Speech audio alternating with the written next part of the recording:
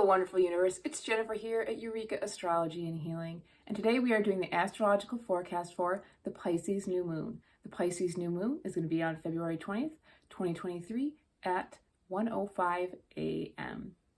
And as always, this forecast is just a snippet in time, and so it's for a day. I will be talking a little bit about the energies around it, but this is just a little bit, and this is not going to say exactly how it's going to affect your chart necessarily, just an overall energy of the day. And you can use some of the information that I will be giving if you do new moon rituals with some of those energies in mind, things you want to focus on, especially with bringing in the new.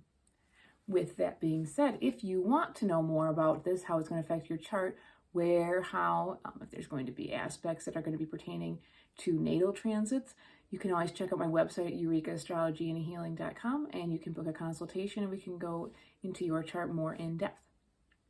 With that being said, we are going to talk about the notables. And the notables are things that I just see as overall larger themes or energies that I just want to make kind of a note of, because I feel like they will kind of have the overall riding energy of the day and the days around it, depending on what the aspects are or the notables.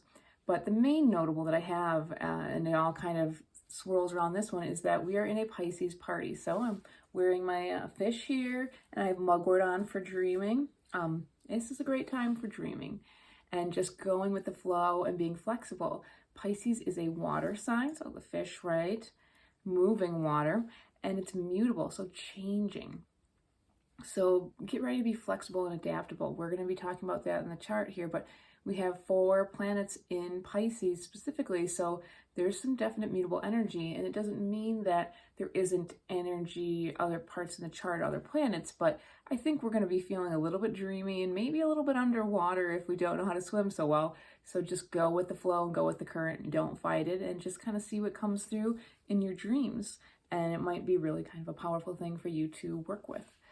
So that being said, let's talk about the moon's name. And as you know, I really like Raven Caldera's moon phase astrology book, and it is called The Dreamer's Moon. And I'm going to read one of the quotes that he used for this moon, because I really enjoy the quotes that he finds for these, and I think it really can highlight, the energy overall of the moon. And the quote we have here from Shel Silverstein, very Piscean, right? A little silly, but also fantastical and dreamy, and people really love that, right? Child and whimsical. And here's the quote. It is, "If you are a dreamer, a wisher, a liar, a hoper, a prayer, a magician being buyer, if you are a pretender, come sit by my fire, for we have some flax golden tales to spin." And if that doesn't describe Pisces, I mean, there's a few things missing there. I don't know what does. It's just like, what the fantasy, the dream, the mystery, and maybe even a little bit of lies, right? Because sometimes, Pisces can lie, and it's not doing it to hurt. It's part of the fantasy. It's kind of part of the fun too. But back to the moon. So this is a new moon, and what does that mean? The sun and the moon are together in the sky, and in this case, the new moons tend to, but not always, happen in the early degrees of the sign. And in this case, it's at 1 degree of Pisces. So remember, there are 30 degrees in each sign. And if you think about it as aging, right, or progressions, it doesn't have to be aging, the earlier degrees are the more youthful and sometimes more inexperienced, but also the less jaded degrees, so to speak, of like all the hardships that things happen as, you go through anything in life. And so it's very childlike. It's not the dreamer who's, middle-aged and dreaming about things that, could have been, would have been, and also like wrapping things up. This is like that innocent dreaming. It's fantasy, it's play, and it's all possible. With this moon, everything is possible, and nothing is committed to. It's for the sheer fun of the dream. And so if you're doing any rituals today, or just kind of want to sit with the day and the energy, let the dreams come through. So one, your daydreams. What are you daydreaming about? Kind of take notice of that. Are you kind of spacing off and thinking about things? Or maybe what are you choosing to escape into? And is that giving you a little bit of insight into your dreams? And now when I say escape, escape can be very good. It can be very stress relieving. And by escape, it could be food. So maybe you want to cook something that day and just really get into cooking. Or maybe you want to watch something or paint something. It could be anything. But what are you escaping into? And especially if you're watching shows or reading something, what's the theme of that book? What's the theme of those shows? Is that something that is a hidden dream or fantasy? Well, just take note, because let it go, because this is part of this moon's energy. It's about taking note, but not taking action necessarily. And just kind of going on to the next dream and just kind of letting them go through. Others may pick up on those dreams. That's part of this moon and utilize those nuggets of imagination. But the role of this dreamer is to dream and to, you could call them the Imagineers, like that's a job, right? To imagine, just to let it be and just keep going with the fantasy, and it all seems real.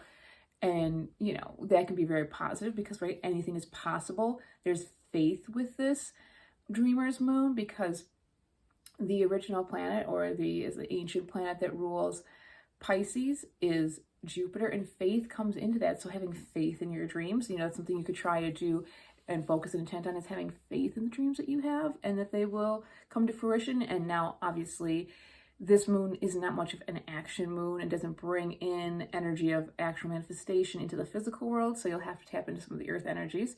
But on this day, specifically, it's about honoring the dreams, both in the day and then at night too, what's coming through. Like mugwort here, you could do a nice little cup of mugwort tea and before you go to bed and see what dreams come in. And you could actually do it on the 19th, since this new moon is in the morning too. Again, very early and mysterious. If you think in astrology that it's a night chart, it's the very deepest part. It's really kind of going in, you know, what's in that unconscious part of yourself that just wants to kind of come out, right? Let it come out. Let's take a look and see what other energies we have here. So, all right, be creative. As I talked about, it's a great day to express yourself. And it doesn't have to be for anyone's sake, but your own. And it maybe doesn't have to be understood, but just get it out there however you want. Now, Pisces is known for art and poems and dancing, but it could be in so many other ways and so many other creative ways. There's also the energy of passivity. We talked about Pisces being flexible. And I think it's going to be very important on this day for us to honor being flexible. There are some tenuous aspects, which we'll talk about in the chart, but not a ton. And I think that it's really important to honor being flexible. So Pisces is the last sign in the zodiac. If you think of it on a continuum, really it's a circle, but it's the official ending. If you want to, mark up a beginning and an end on the chart, because if you want to think about them as cycles, Aries is the start, the seed, the beginning, Aries is the end, and so it's this expansive energy. And it's the end of the winter season in the northern hemisphere, and it's time to get flexible to go into spring. But there's things we have to let go of, like all the things that we've accumulated, and it's been let go of kind of in Pisces. It's like, oh, I'm not connected anymore to my materials. I'm not connected even to my relationships or my body. I'm one with all. And so that energy is really being called in to be like kind of to let your boundaries down. If you're someone who has a lot of boundaries for protection or for whatever reason. And it also might be calling for other people who don't have a lot of boundaries, who are very Piscean, to kind of create boundaries as we're going into about to go into the Aries season. And I always like to think of that, because if you look at a sign or an aspect or planet just one way, it's just not how it is. Because I could say, well, everyone just needs to let their boundaries go.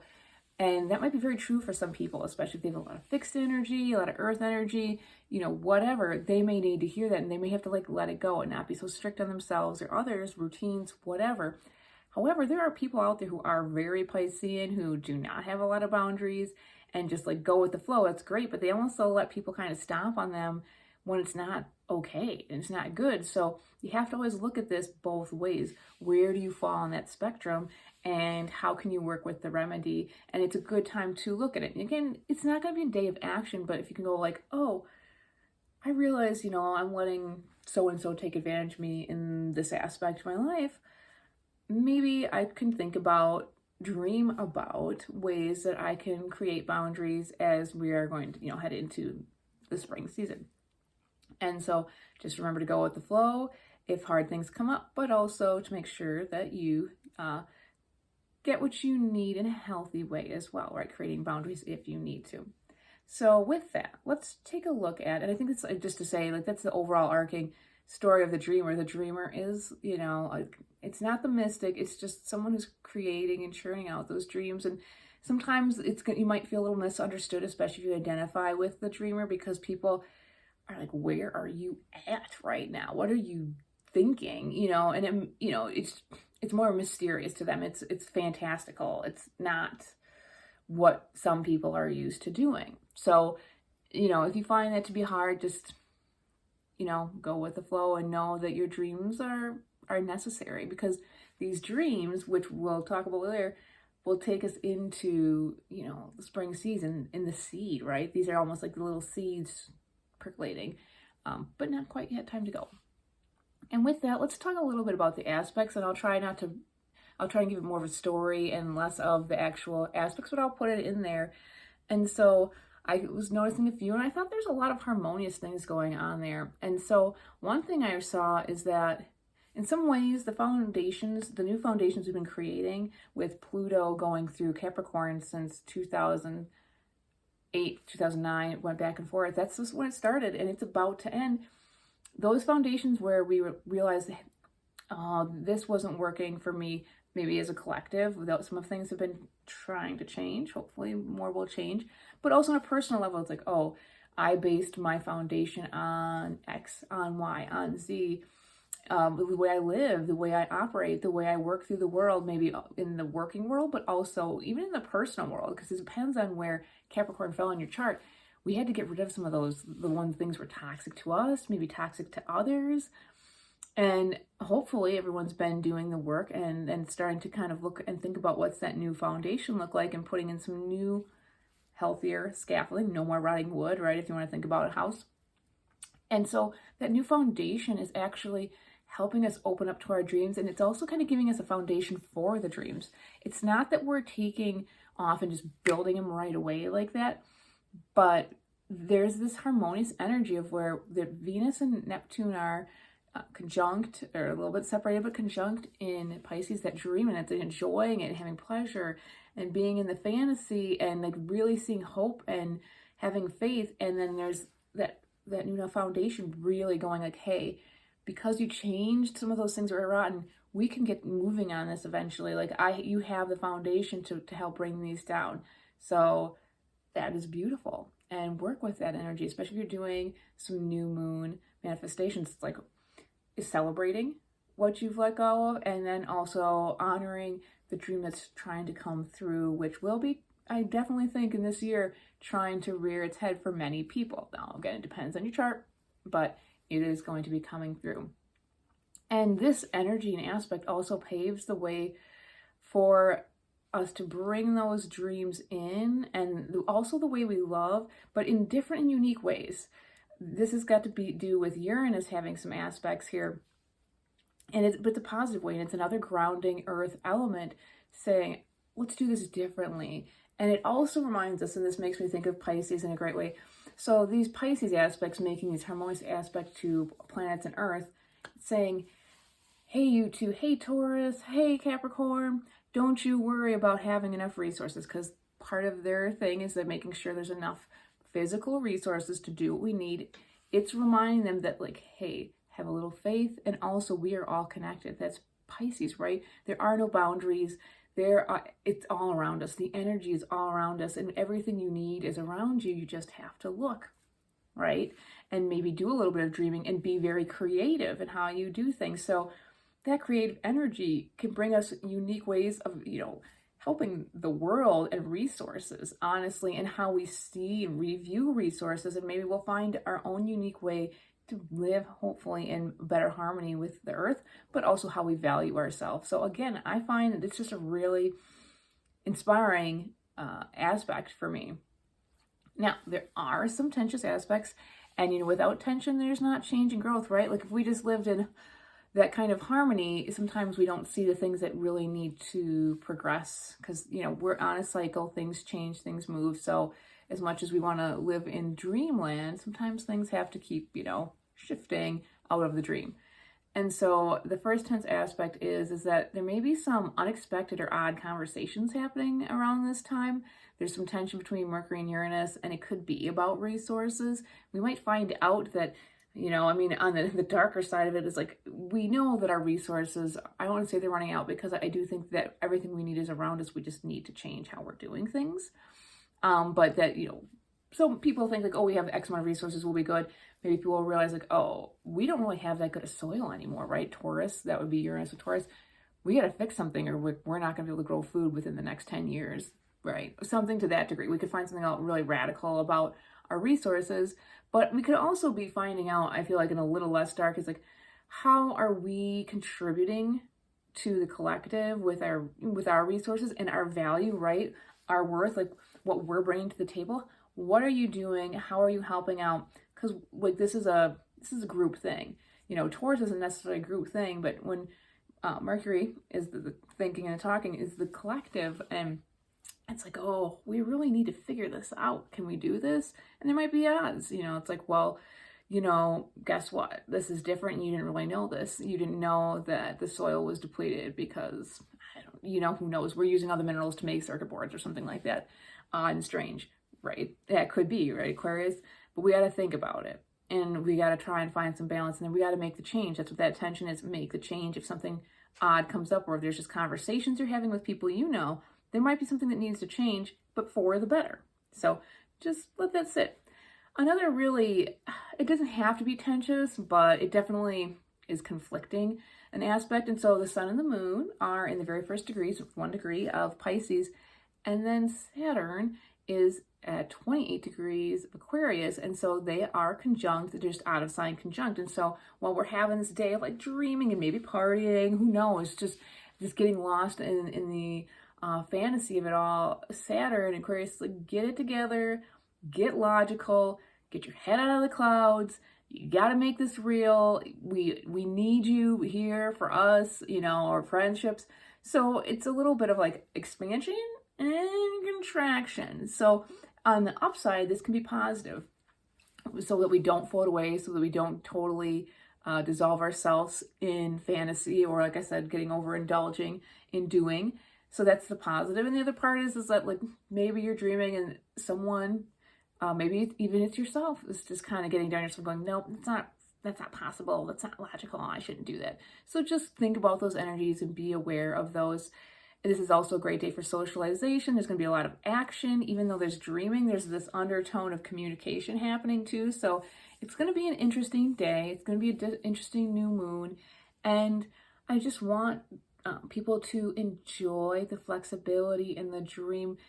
I'm not going to go into March right now, but this is the resting point. Enjoy the dream. It's coming through. We have gone through a lot of change.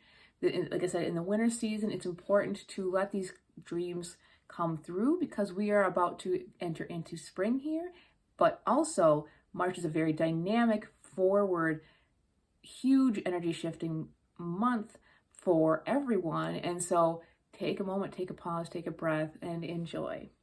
With that, I'm Jennifer at Eureka Astrology and Healing. If you like what I do, check out my website, and may the stars guide you and the plants ground you. Ciao for now.